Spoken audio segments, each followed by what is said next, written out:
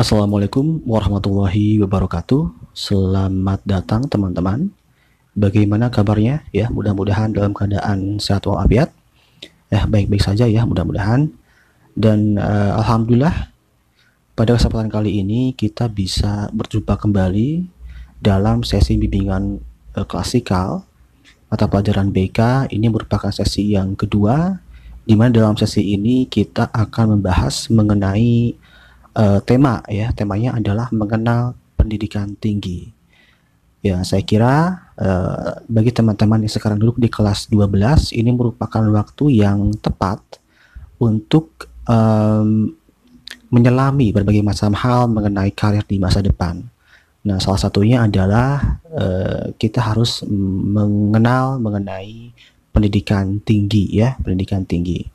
Nah, perlu diketahui teman-teman, pendidikan tinggi ini merupakan step lanjutan atau tahap lanjutan bagi teman-teman yang ingin melanjutkan dari sekolah menengah atas ya, melanjutkan studi ke pendidikan tinggi gitu ya.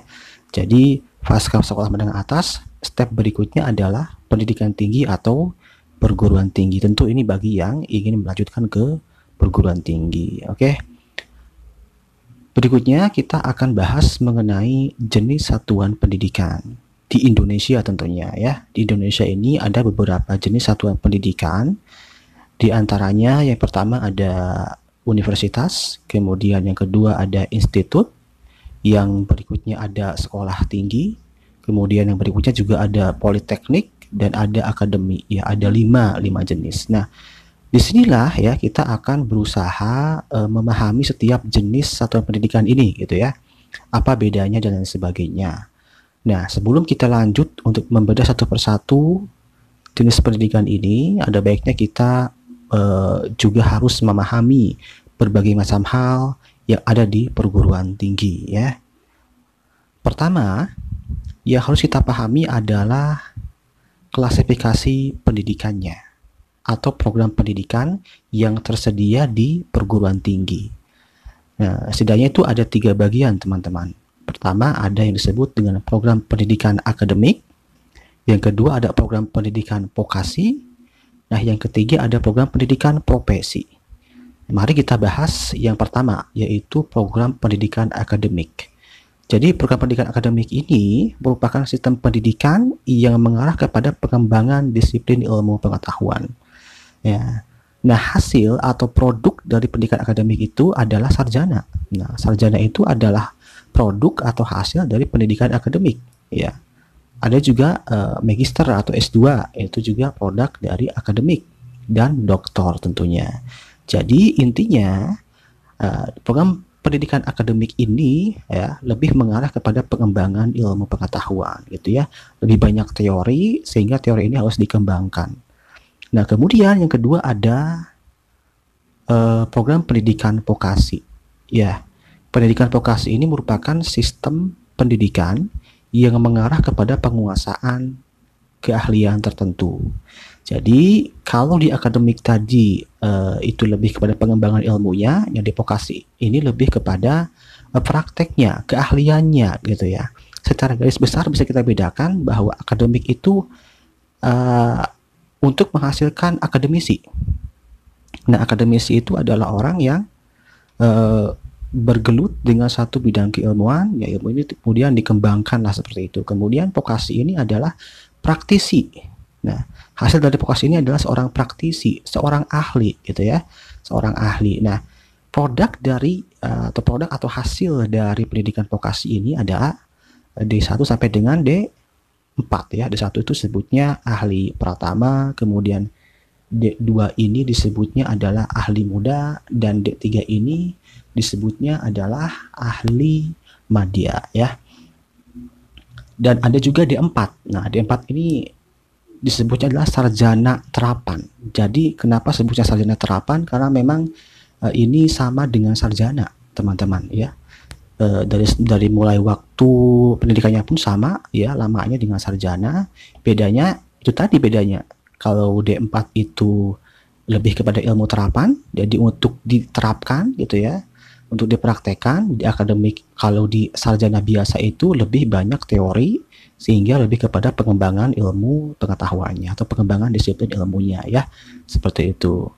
Jadi mungkin teman-teman sudah ada bayangan ya apa bedanya akademik dan vokasi. Kalau mungkin disimpelkan ya supaya kita lebih paham, akademik itu ibaratnya SMA, nah vokasi itu ibaratnya SMK. Nah kurang lebih seperti itulah ya, kurang lebih seperti itu. Kemudian selain dua program pendidikan tadi, ada juga program yang ketiga yaitu pendidikan profesi. Nah, pendidikan profesi ini hanya bisa ditempuh bagi orang-orang yang telah menyelesaikan proses pendidikan akademik atau program akademik ya, dilanjutkan ke pendidikan profesi. Nah, untuk apa profesi ini? Tentu adalah untuk mendapatkan atau menyandang gelar profesi ya, sesuai dengan bidang keilmuan masing-masing ya. Contohnya teman-teman ingin menjadi dokter, maka langkah awalnya teman-teman harus masuk ke perguruan tinggi, kemudian belajar di program studi atau jurusan kedokteran, teman-teman lulus mendapat gelar sarjana sarjana medik gitu ya. Nah, untuk menjadi dokter tentu teman-teman harus melakukan pendidikan kembali, yaitu pendidikan profesi ya, profesi, sehingga setelah lulus dari pendidikan profesi ini teman-teman baru bisa menyandang pendidikan atau baru bisa menyandang gelar sebagai seorang dokter ya, bisa menyandang profesi sebagai seorang dokter. Contoh lain misalkan bagi teman-teman yang ingin menjadi seorang psikolog ya, maka step awal ya atau langkah awal untuk menjadi psikolog adalah teman-teman harus mendapatkan gelar sarjana psikologi. Jadi kuliah sarjana psikologi, baru setelah itu teman-teman melanjutkan ke pendidikan profesi ya untuk menjadi seorang psikolog ya gitu. Jadi kenapa pendidikan profesi ini hanya bisa ditempuh dari program akademik? Karena tadi Bapak sempat membahas ya, di akademik itu kan lebih banyak teori, sementara vokasi lebih banyak praktis ya, lebih banyak praktik. Maka untuk melengkapi teori yang dia punya dengan sisi praktisnya, maka orang-orang yang lulus sarjana ya dari akademik ini harus menempuh pendidikan profesi. Jadi teorinya sudah mumpuni ditambah dengan kemampuan profesinya yang ditunjang oleh kemampuan praktisnya gitu ya. Jadi lebih profesional dalam bidangnya nanti, baik itu bidang tadi dokter ataupun psikolog ya, seperti itu. Nah, yang berikutnya kita akan bahas mengenai rumpun ilmu. Rumpun ilmu yang ada di perguruan tinggi itu sangat banyak dan bercabang gitu ya. Tetapi setidaknya di sini Bapak ingin mengasih gambaran mengenai beberapa pembagian rumpun ilmu yang ada di perguruan tinggi. Pertama ada ilmu sains ya. Ilmu sains ini adalah ilmu-ilmu alam. Ya, contohnya ada ilmu antariksa, ilmu kebumian, ya, ilmu kimia dan lain sebagainya. Yang kedua ada ilmu formal. Ilmu formal ini contohnya adalah matematika, kemudian statistik, kemudian komputer atau informatika, juga itu masuk dalam kategori ilmu formal. Yang berikutnya ada ilmu sosial. Ilmu sosial ini contohnya adalah ilmu komunikasi, kemudian ilmu sosiologi dan psikologi dan lain-lain lah, itu sosial. Kemudian yang berikutnya adalah kategori rumpun ilmu humaniora ya, humaniora. Jadi humaniora ini adalah ilmu yang membahas segala sesuatu tentang manusia, entah hubungannya, budaya dan lain sebagainya. Di humaniora ini contohnya adalah ilmu sastra ya, ilmu bahasa, sejarah, filsafat dan lain sebagainya. Kemudian berikutnya ada ilmu terapan. Seperti namanya, ilmu terapan artinya ilmu yang lebih condong untuk diterapkan ya, dalam diterapkan gitu ya, sehingga ada produk jadinya seperti itu ya. Contohnya adalah ilmu pertanian, kemudian ilmu arsitektur gitu ya, arsitektur. Kemudian yang berikutnya ada rumpun ilmu keagamaan. Nah, rumpun ilmu keagamaan ini contohnya ilmu dakwah ya, misalkan manajemen dakwah, kemudian ilmu syariah, kemudian ilmu tafsir dan lain sebagainya, itu masuk ke kategori rumpun ilmu keagamaan, yang dimana teman-teman bisa menemukan rumpun ilmu keagamaan ini di Universitas Islam Negeri di seluruh Indonesia ya. Nah itu. Nah semua orang ilmu ini itu dikelompokkan ke dalam beberapa uh, ini ya, beberapa bidang keilmuan yang disebut dengan fakultas ya, fakultas. Nah, ini di fakultas ini ada beberapa program studi atau jurusan gitu ya. Dalam sebuah perguruan tinggi ada yang namanya fakultas, kemudian ada yang namanya jurusan. Jadi fakultas ini menaungi beberapa jurusan, begitulah kurang lebih. Jadi semua rumput ilmu ini tampung dalam sebuah fakultas ya, seperti itu kurang lebih. Berikutnya kita akan membahas mengenai pengelolaan perguruan tinggi, jenis perguruan tinggi yang dibedakan berdasarkan pengelolaannya. Teman-teman mungkin sudah tahu ya, ada PTN, ada PTS, ada sekolah kedinasan atau perguruan tinggi kedinasan, kurang lebih ada 3 jenis. Ini merupakan pengetahuan umum yang saya kira semua orang juga sudah tahu gitu ya. Tapi di sini kita akan mencoba untuk memahami kembali apa itu PTN, PTS, dan PTK gitu ya. Pertama PTN, perguruan tinggi negeri. Nah, perguruan tinggi negeri ini merupakan sebuah perguruan tinggi yang dikelola oleh pemerintah. Dalam hal ini Kementerian Pendidikan dan Kebudayaan ya, dan ada juga yang dikelola oleh Kementerian Agama. Nah, PTN yang dikelola oleh Kementerian Pendidikan dan Kebudayaan itu yang pertama ada contoh ya, contoh ini hanya contoh, misalkan UI, ada UGM ya, ada Unpad, ada IPB, ITB ya, dan masih banyak yang lainnya, masih banyak ya, ini contoh saja yang mungkin perguruan tinggi yang sudah sangat populer dan diketahui oleh teman-teman semuanya itu ya. Nah, yang berikutnya PTN yang dikelola oleh Kementerian Agama ya, contohnya adalah Universitas Islam Negeri di seluruh Indonesia. Nah, itu dikelola oleh Kementerian Agama ya. Itu sama-sama PTN juga gitu ya. Nah, yang berikutnya adalah perguruan tinggi swasta atau PTS dalam hal ini. Nah, PTS ini tentu dikelola oleh perorangan atau yayasan biasanya ya, yayasan. Nah, dalam masyarakat ya, dalam masyarakat PTN dan PTS ini seringkali dikomparasi, dibanding-bandingkan gitu ya. Ada yang bilang bagus PTN, ada yang bilang bagus PTS dan sebagainya. Tetapi PTN dan PTS ini saya kira memiliki kualitas yang sama bagusnya gitu ya, sama bagusnya. Jadi tidak ada komparasi lagi saya kira ya, sama bagusnya, karena setiap lembaga pendidikan di Indonesia itu maka pasti standarnya itu tetap sama gitu ya, standarnya sama, tinggal kualitas itu ditentukan oleh masing-masing perguruan tingginya gitu ya. PTS yang bagus sama dengan PTN pun banyak sekali gitu ya. Nah, silahkan teman-teman bisa eksplor sendiri lah gitu ya.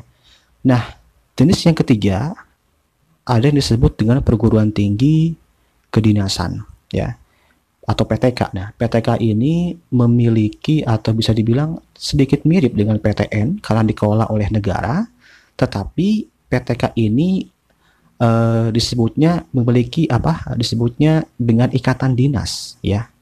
Ikatan dinas itu maksudnya ada sebuah lembaga atau kementerian negara yang memiliki satu lembaga pendidikan khusus untuk menunjang SDM di kementerian atau di lembaganya gitu ya.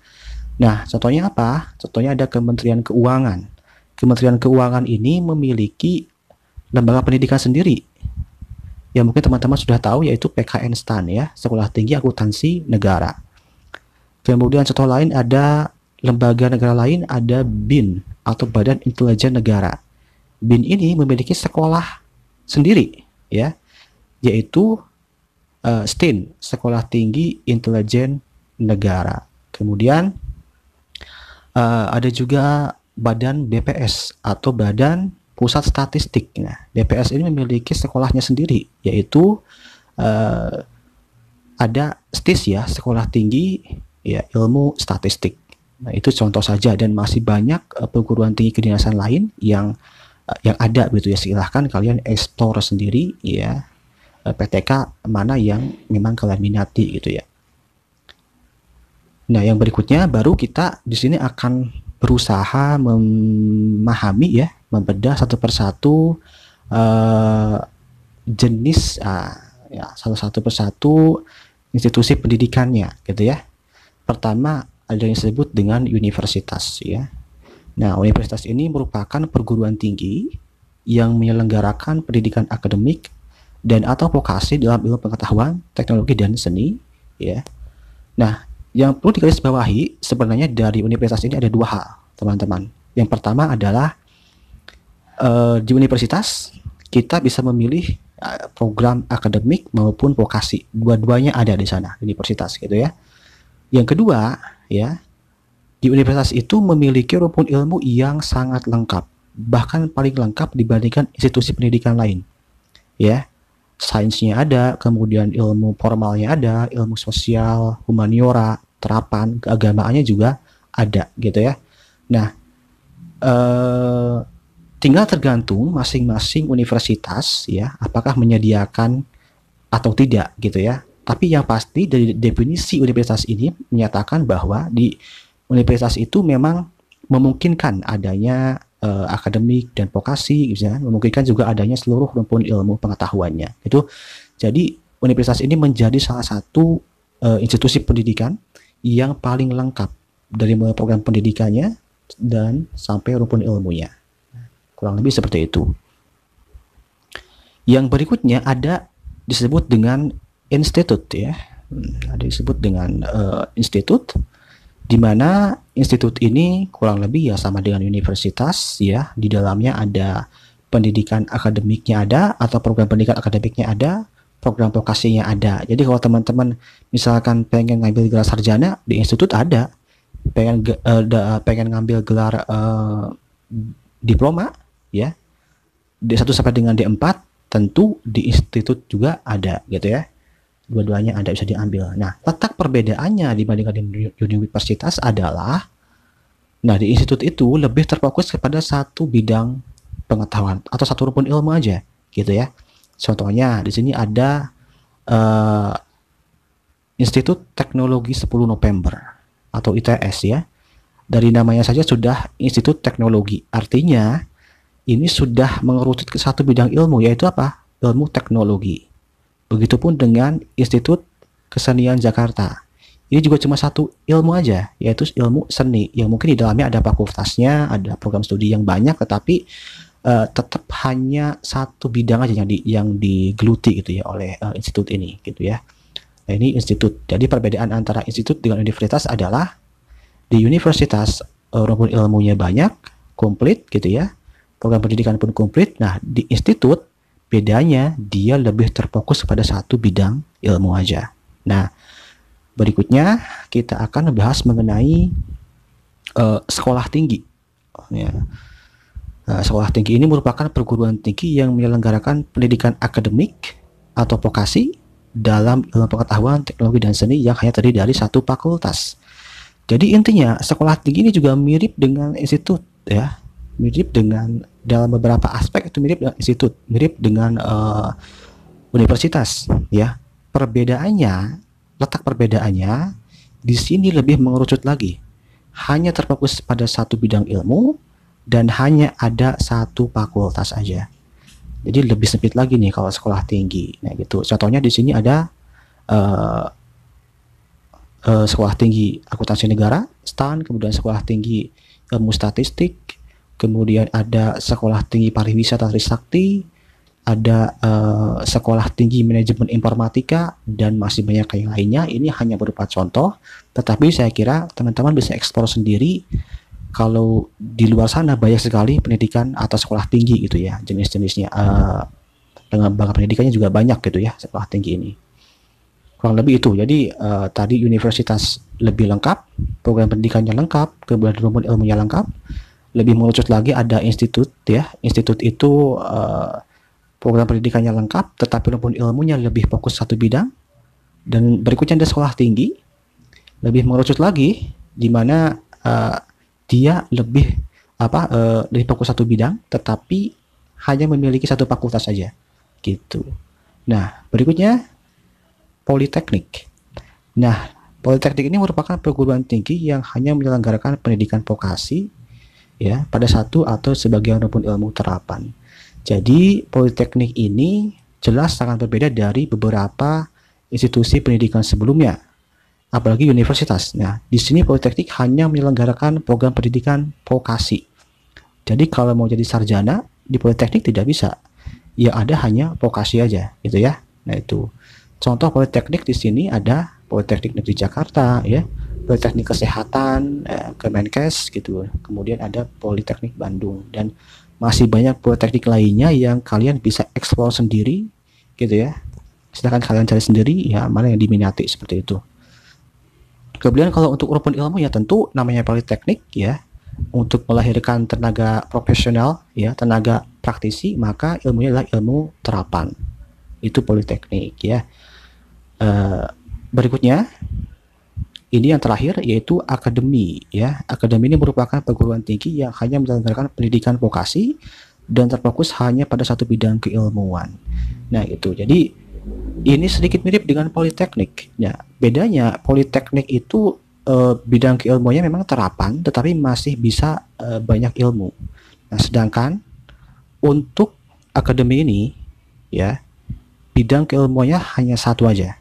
Ya, contohnya ada akademi kepolisian, kemudian akademi pimpinan perusahaan, dan masih banyak yang lainnya. Silakan kalian eksplor sendiri, tapi intinya akademi ini yang paling lebih spesifik ya dibandingkan dengan institusi pendidikan lainnya. Ini paling spesifik gitu ya. Jadi ada 2 poin yang digarisbawahi dari akademi ini. Pertama adalah hanya menyediakan pendidikan vokasi. Yang kedua adalah ilmu terapan yang hanya satu bidang. Nah, seperti itu. Nah, itu untuk akademi. Nah, saya kira ini pembahasan terakhir akademi ini ya. Terima kasih sudah menyimak video ini gitu ya. Mudah-mudahan dengan materi ini bisa menambahkan referensi dan pengetahuan bagi teman-teman semua. Kurang lebihnya mohon maaf apabila ada kekurangan.